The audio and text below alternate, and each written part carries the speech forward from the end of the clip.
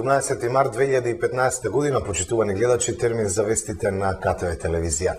Учениците од гимназијата Добри Даскалов Кавадарци денеска преку мирен протест повторно кажаа не за математиката како задолжителен предмет на државна матура. Маршираа низ улиците на градот, застанаа пред општинската зграда, каде гласно ги искажаа своите барања. Потоа се упатија кон гимназијата, таму поддршка добија и од дел од професорите. Еве го извештајот од денешниот протестен марш. Со свирежи и со пароли, учениците од гимназијата Добри Даскалов од Кавадарци денеска повторно излегоа на мирен протест. Ги обиколија улиците во градот, застанаа пред зградата на општината, од каде уште еднаш кажаа не за математиката како задолжителен предмет на државна матура и не за новиот концепт на државна матура, кој опфаќа полагање на екстерните предмети со поделба на тестовите на електронски и писмен дел. Пред општината ги искажаа повторно своите барања, рекоа дека минатата недела, иако по протестот им бил ветен одговор од градоначалникот и директорката на гимназијата, до вчера попладне одговор не добиле. Затоа се одлучиле повторно гласно да говорат, со цел да бидат слушнати нивните барања. Ние како средношколци, во кои се гледа иднината на нашата земја, која треба пред се да се темели на еден квалитетен образовен систем, решивме да го изразиме нашето незадоволство за реформите кои што ги направивте без да не прашате, без да земете ниту едно наше мислење во обзир. Се инспириравме и добивме поддршка од студентите и од нивните случувања, па решивме и ние да испаднеме на улица и да протестираме за нашите права и за нашите барања. Нашите барања ги доставивме до градоначалникот, до директорот на гимназијата Добри Даскалов и тие ни ветија дека до понеделник, односно вчера, ќе имаме одговор. Но тоа не го добивме. Па затоа повикуваме на надлежните да си го отсварат ветеното. Ние, кога се запишавме во прва година, се водевме по претходно утврдениот концепт за полагање на државна матура, во кој математиката беше изборен предмет. Но со овие реформи кои ги правите се со цел да го подобрите образованието, вие всушност ставате пречка на патот до нашиот успех. Овде сме собрани за правата на сите ученици, на сите средношколци, а не за партиски интереси и цели. И сите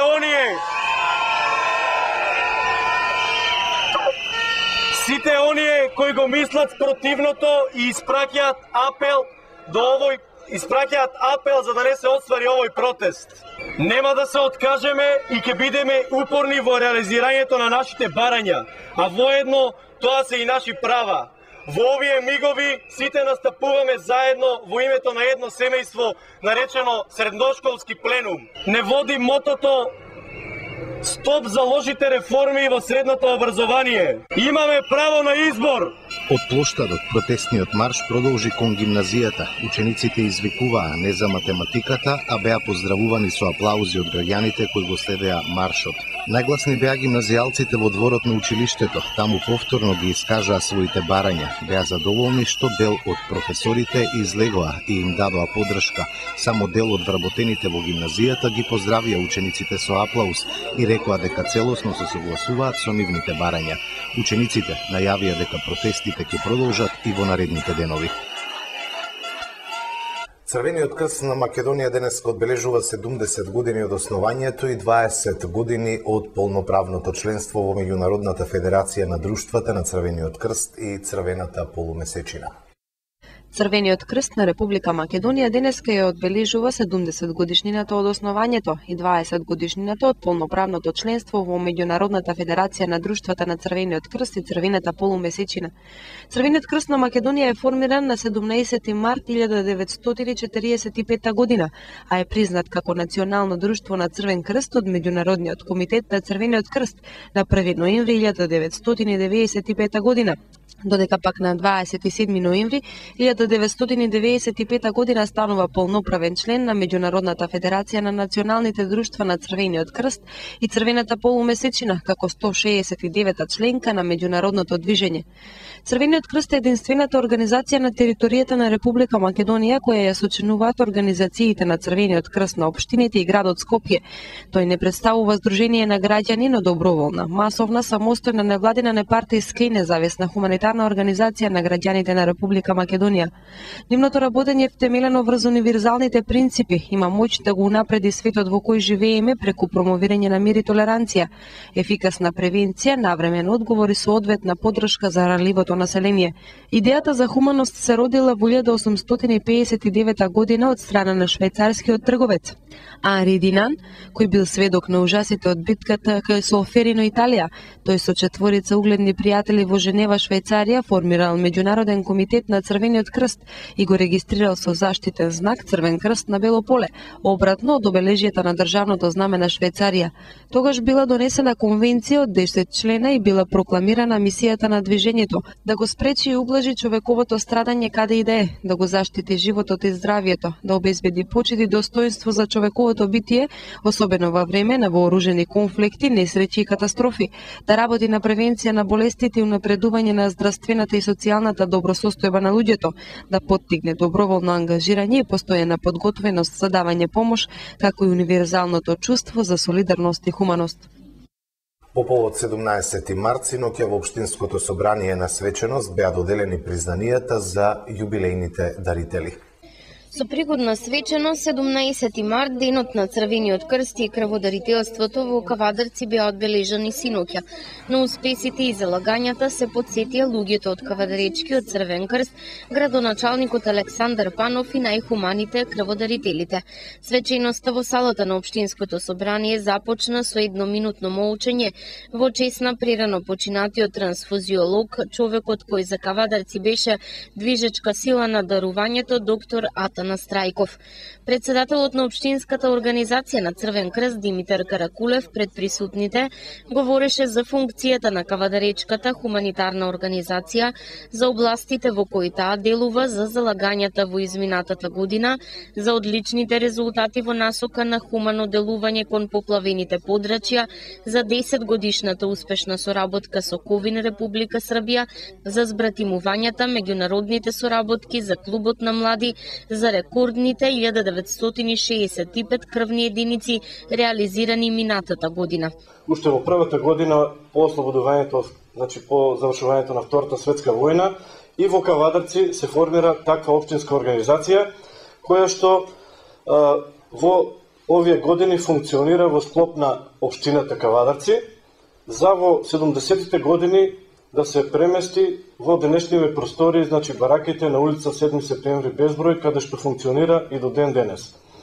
Како најважни гранки, односно области на функционирањето на општинската организација, би ги спомнал здравствено-превентивната дејност, каде што секоја година се реализираат огромен број на активности од областа на календарот на Црвениот крст, значи тука се превентивните активности за превенција од ракот, срцево-садови заболувања, потоа превенција од туберкулоза, шеќерна болест, здравствена заштита, неделана борба против СИДА и уште многу останати активности кои што се однесуваат на заштита на човековото здравје. Црвениот крст Кавадарци заедно со службата за трансфузиологија, која што во овој момент ја поздравувам сите присутни членови од кабинетот за трансфузиологија Кавадарци, кои што заедно со Црвениот крст Кавадарци неуморно, секојдневно и месечно и годишно го остваруваат и го надфрлуваат годишниот план за крводарителство, кој што изнесува 1184 крвни единици.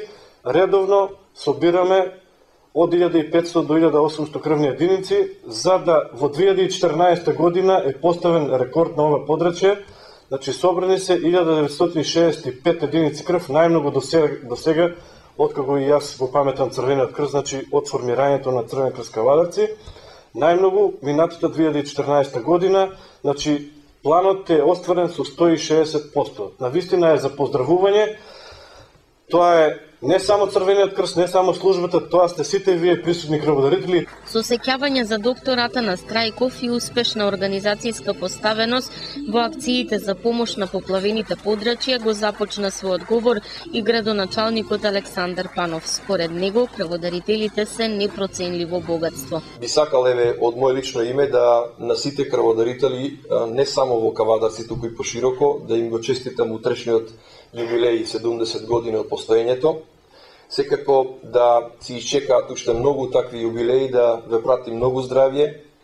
Меѓутоа, ако прва асоциација на на Црвениот крст е дарувањето на крв и морам да признам дека прва асоциација кога ќе се спомни Црвен крст кај мене исто така е дарувањето на крв. Мораме уште еднаш да ги повториме дека организацијата на Црвениот крст не е само организација за дарување на крв, туку е хуманитарна организација која што помага во сите аспекти на човековото живење. И токму во тоа е големината на незината улога. Традиционално и годинава општинската организација на Црвен крст и локалната самоуправа на чело со градоначалникот обезбедија признание и награди за најуспешните, односно крводарителите, со јубилејни бројки во дарувањето. Со такви признанија синоќа беа почестени крводарителите кои во една тековна година дарувале 4 пати крв, крводарителите со 25 пати, 50 и 100 јубилејни дарувања. Почестени со благодарници беа луѓе, поединци, пред се волонтери, кои несебично и помагаат на организацијата, како и неколку фирми, што се покажале за успешни соработници на Црвениот крст.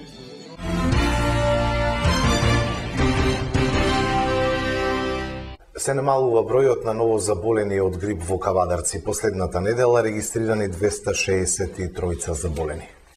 Промените на времето и понатаму се во прилог на ширењето на грипот, велат лекарите, но радува тоа што веќе е преполовен бројот на новозаболени во 11-тата недела од сезоната на грип. Според информациите од Центарот за јавно здравје Кавадарци, минатата недела матичните лекари евидентирале 263 нови пациенти со симптоми на грип, со што вкупниот број на заболени од ова вирусно заболување сезонава се искачи на 1660 болни. Ова говори дека бројот на новозаболени започна да опаѓа. Стабилизирањето на времето ја менува состојбата. Годинава состојбата со грип во Кавадарци не беше алармантна, бидејќи имавме двојно помалку заболени споредено со лани истиот период, кога имаше 3116 болни, рече доктор Ристо Јовановски, епидемиолог од Центарот за јавно здравје Кавадарци. Тој додава дека и понатаму најмногу на удар се лицата на возраст од 15 до 64 години, потоа децата од 5 до 14, па најмладите од 0 до 4 години. Лекарите нагласуваат дека интензитетот на ширење на грипот ќе се намалува како се покачуваат температурите и се стабилизира времето. Амди Рустемов од Велес 3 месеци трага по својата невенчана сопруга и нивното 3-годишно дете. Вели дека додека биле заедно, немале недоразбирања, не знае поради кои причини побегнала неговата невенчана сопруга. 3 месеци ниту трага ни глас од невенчаната сопруга на велешанецот Амди Рустемов. 22 годишната Драгана Кабранова исчезнала со нивното 3-годишно дете. Рустемов вели дека повеќе не знае каде да ја бара. Родителите на Драгана, кои живеат во неготинското село Долни Дисан, тврделе дека во претходниот период таа не се вратила во домот. 3 месеца веќе ја нема никаде. Испаднала од дома, оставила клуч, сета документација, ја одзема и трага не се знае, не открива ни полиција каде. Сум ја побарал секаде, никој не открива каде, кога тачно и мајката не открива каде. Мајка и татко и вика не баре, како може да не го бараш тоа детето? Ај ти ќерка ти може ја зема, може и за пари и ја продаде ти својата ќерка. Ти не може и тоа дете да го продаеш ти за пари. 4,5 години во нерегистриран брак живееле Драгана и Амди. Тој вели додека биле заедно немале недоразбирања, не знае поради која причина побегнала. Рустеми вели дека во моментов е загрижен за својата ќерка, се плаши дека таа можеби повеќе не е со мајката. Само да се открие каде. За воа дете ја можам и да ја тужам. Воа дете не е најдено на пат. Воа дете, од кај да знам, може и да е продадено и за пари воа дете. Од кај да го знам ја каде е воа дете. Инаку во изводот од матичната книга на родените, детето нема татко. Пријавувањето го направила мајката, па го пишува само незиното име. Бранко Ристов од Кавадарци по престојот во Словенија одлучува да отпочне сам да меси интегрален леп за своето семејство и за блиските пријатели. Поттикнато сознанијата за здрава исхрана кој ги стекнува за време на повеќемесечниот престој во Словенија на фарма за здрава исхрана, Бранко Ристов од Кавадарци одлучува знаењето и искуството во производството на домашен интегрален леп да го примени во своето семејство и започнува самиот да меси леп за потребите на своите членови. Здравата исхрана ја практикува повеќе од 10 години, а движењето и секојдневните прошетки по 1 час дневно ги практикува веќе 25 години. За телевизија КТВ ни открива како дојде до идеја сам да прави интегрален леп. А идејата да го правам ми дојде од мојот малку подолг престој од 2012 година бев едно 5-6 месеци во Словенија, во една фарма за здрава храна. И таму видов како луѓето се хранат здраво, како луѓето живеат здраво, како имат некои навики што ние ги немаме тука. За жал, сакале ни да признаеме или не сакале, тие се многу понапред од нас со тој здрав живот. И имав многу време таму, пошто бев сам, да размислувам за мојата прошлост, за мојата иднина, за сегашноста, како сум живеел до тогаш, како сум грешил до тогаш, како некои работи сум ги правил погрешно, како не сум ги правил некои работи воопшто. Да. И се роди идејата, од која се вратив тука, почнав да си правам леп сам. Месењето леп секако е занает, бидејќи станува збор за интегрален леп без квасеци и адитиви. Го запрашавме Бранко како научил да меси интегрален леп и што е она што треба да се знае за интегралното брашно. Нема некоја филозофија. Најбитно е брашното, да е свежо мелено брашно. 7 дена стои брашното, повеќе од 7 дена е било кое брашно, ги губи сите влакна, витамини што ги има во него, значи треба свежо мелено да е, да е интегрално, цело зрно да е, жито, мешани жита, пченица, овес, раш, јачмен, пожелба, се мели свежо и се прави без тие додатоци што ги дава индустријата што ги става. Без адитиви? Адитиви, прашкови, квасец дури не ставам. Без нема потреба од квасец, пошто лебот се јаде за ден-два, нема потреба. Шеќер нема ништо додатоци. Со вкусниот леп на Бранко се сладат секојдневно и неколку негови пријатели кои откако ги опробале посакали и за нив тој да меси по некое сомунче. Затоа Бранко Ристов порачува до бројните пекари и приватните фурни во градот Кавадарци да отпушнат што повеќе да месат леп со интегрални брашна.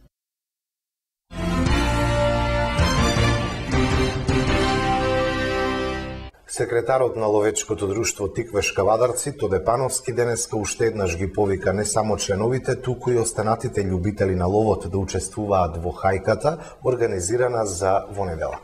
Во недела на 22 март ловечкото друштво Тиквеш ја организира традиционалната хајка за лов на штетен дивеч.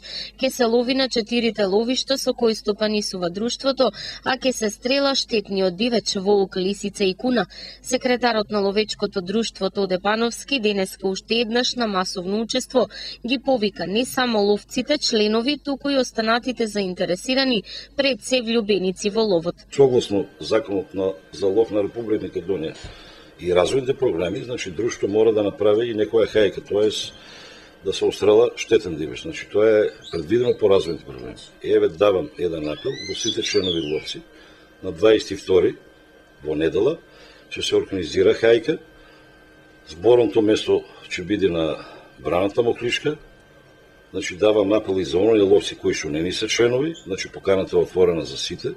Значи, може да се каже за ловците од Бросуман, од Цирково, од Бошавијата, значи, сите можат слободно да дојдат на таа хајка. Оперативниот план ќе биде од стручната служба на друштво Кажан, таму на лице место. После планираме завршеткот на хајката, тоа околу 11-12 саат, од сите ловци да се вратат на Моклишкиот манастир Свети Никола, каде што друштво ќе преиди ловечки ручки. Ова ви е традиционална хајка која што се организира секоја година, па според тоа колку ловци очекувате да учествуваат? Па ние очекуваме да биде ова година помасовно, бидејќи се канати ловците од Демеркапија, колегите мислам, од Неготино, од Велес. Еве пак ќе дадам уште еден апел и овие ловци што се на цела територија на Кавадарци, ако не ни се членови, значи може да повела да дојдат, да се дружиме, да биде помасовно. Така кажано, да си размениме мислења во врска со ловната сезона и така со хајката, значи ја затвараме ова ловна сезона 2014-2015. На ловците кои сакаат да учествуваат во хајката потребна ќе им биде само дозвола за лов. Истата без проблем, вели Пановски, ќе може да ја добијат најдоцна до сабота во просториите на ловечкото друштво со самото нивно пријавување за учество во хајката. Искуството од минатите години според секретарот зборува за доста успешна хајка со најголем одстрел на лисици. Според дојавите од жителите во околината на Моклиште, во овој период често се среќава и волкот. Пановски се надева на масовна и успешна хајка. Денеска во туристичко-информативниот центар Желкова куќа во Неготино беа наградени најдобрите ученици од конкурсот за најкреативна честитка кој го организираше Неготинската локална библиотека. Денеска во туристичко-информативниот центар Желкова куќа во Неготино беа наградени најдобрите ученици од конкурсот за најкреативна честитка, кој локалната библиотека Страша Пинџур од Неготино го организираше по повод празникот на жената 8 март. Како што не информираше директорката на библиотеката Катерина Данилова, конкуренцијата била доста голема, така што одлучиле да бидат наградени најдобрите 26 ученици. Локалната библиотека Страшо Пинџур од Неготино денес организира настан доделување на дипломи и награди на најмалите креативци од нашиот град кои што учествуваа на конкурсот по повод 8 март. Да кажам дека нашата библиотека покрај својата основна дејност има едукативна цел, па така да ја потикнуваме креативноста кај најмалите наши читатели и овој настан всушност представува вовед на многуте настани кои што планираме да ги реализираме со најмалата категорија на наши граѓани, наши членови кои што досега не беа опфатени.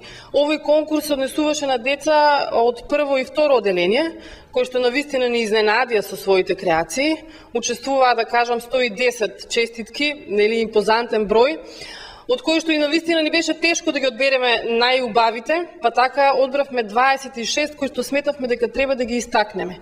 Па денес на дечињата им доделивме дипломички, им доделивме награди и ги поттикнавме и понатаму да бидат креативни, да ја развиваат својата фантазија и непрекинато да творат. Покрај дипломите и скромните подароци, сликовници, боенки за најдобрите, а воедно и најмлади креативци од Неготино, локалната библиотека им додели благодарници на наставниците од двете основни училишта во Неготино и секако најави дека соработката со нив ќе продолжи и понатаму и отворена за било какви идеи предложени од страна на наставниците и училиштата, секако во рамки на можностите на локалната библиотека. Во пресред на Денот на екологијата 21 март, денеска во Средното општинско земјоделско шумарско училиште Ѓорче Петров Кавадарци беше организирана работилница заедно со еколошките секции од основните училишта. Се декорираше со екоматеријали со цел поголема свест за заштита на природата. Во пресред на Денот на екологијата 21 март денеска во Средното општинско земјоделско шумарско училиште Ѓорче Петров Кавадарци беше организирана работилница за изработка на накит и украсни елементи од екоматеријал. Работилницата се реализираше во соработка со учениците од еколошките секции на сите основни училишта од градот, а покрај продлабочувањето на взаимната соработка, целта, велат професорите, е кај младите да се подигне на повисоко ниво свеста за заштита на природата. Во нашето училиште, во земјоделско шумарско училиште Ѓорче Петров, работи еколошка секција, екодизајн. Денешниот настан, значи тука ни се заеднички, да го имаме заеднички настан со учениците од основните училишта, поточно еколошките секции од основните училишта. Целта е да им покажеме, значи како нашите ученици тука изработија украсни предмети, односно украсен накид од природен материјал. Меѓутоа не само да им покажеме, туку и да им го пренесеме нашето искуство. Значи тие заеднички тука ќе изработат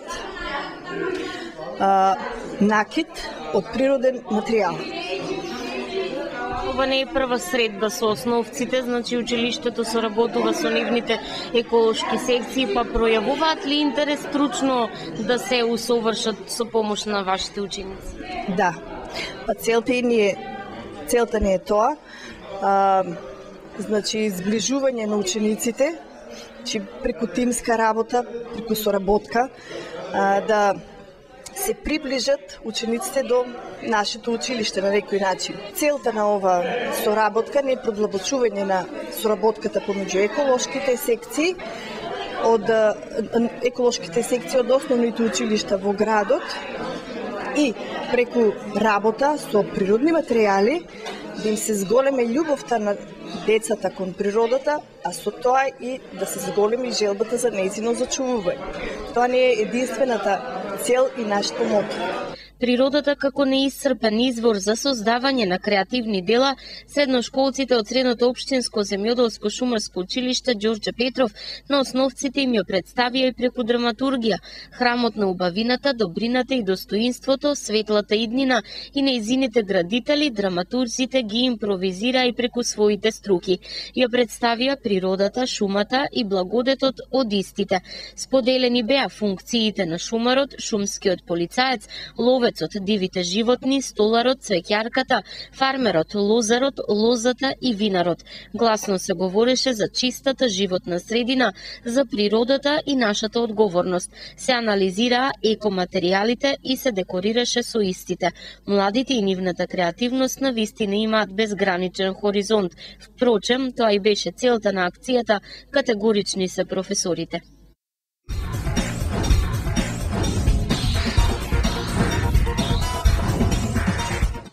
Од спортот, борачите на борачки клуб Неготино продолжуваат да нижат успеси како на домашно, така и на меѓународно ниво. Борачите од боричкиот клуб Неготино продолжуваат да нижат успеси како на домашно, така и на меѓународно ниво. Имено во неделата во Галабово, Република Бугарија, се одржа меѓународен турнир во борење слободен стил. На овој меѓународен турнир Злата Ројдев учество земаат 200 ученици, борачи до 15 години, меѓу кои и Андон Марковски од боричкиот клуб Неготино, кој се бореше во категоријата до 53 кг и заврши со една победа и еден пораз во многу силна конкуренција од ученици од голем број земји, вели тренерот на боричкиот клуб Неготино Јане Мелов.